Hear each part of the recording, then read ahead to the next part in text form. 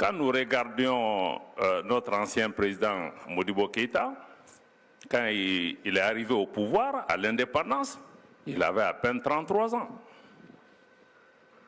Et la plupart des dirigeants des indépendances étaient dans la trentaine ou moins. Et nous, les qualités que nous avons aujourd'hui, ils n'avaient pas. Modibo Keïta était un instituteur, il n'a pas été préparé à diriger un pays.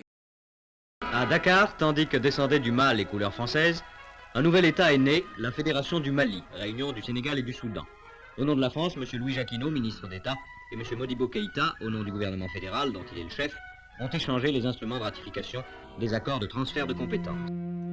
Eh bien, je voudrais tout d'abord vous présenter le président Modibo Keïta, dont la carrière politique est déjà longue, bien que ce soit un homme très jeune, puisqu'il a été député maire de Bamako, puis successivement secrétaire d'État dans le cabinet Bourges-Prounoui et dans le cabinet Gaillard.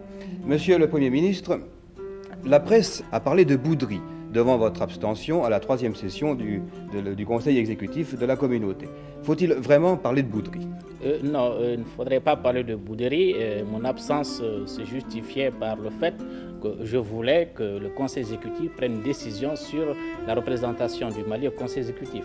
Oui, je crois qu'il est bon de rappeler que au Conseil exécutif, le Sénégal et le Soudan, qui font tous les deux partie de la Fédération du Mali, ont chacun un siège et que le Mali aurait désiré avoir un siège supplémentaire. Est-ce qu'une solution, Monsieur le Président, a été trouvée?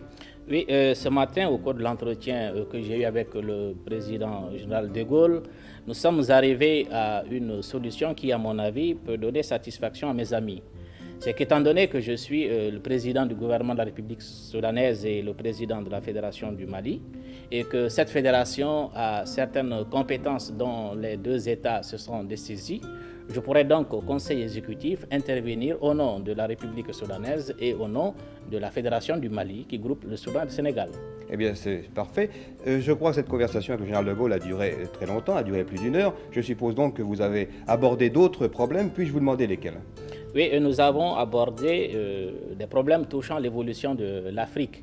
Et j'ai eu la satisfaction de constater que le général de Gaulle est très ouvert sur cette question et qu'il n'écarte pas a priori devant le problème que va poser l'indépendance du Cameroun et du Togo, une éventualité d'une promotion politique des États de la communauté. Et quelle est l'impression générale que vous retenez de cette conversation avec le général de Gaulle? Eh bien, c'est la 3e fois que je rencontre le général de Gaulle. Et cette fois-ci, comme les précédentes, j'ai gardé de mon entretien avec lui un excellent souvenir. Modibo Keïta, l'un des leaders les plus prestigieux de l'Afrique indépendante. Statue vivante de l'Afrique, écrivait de lui Jean Lacouture.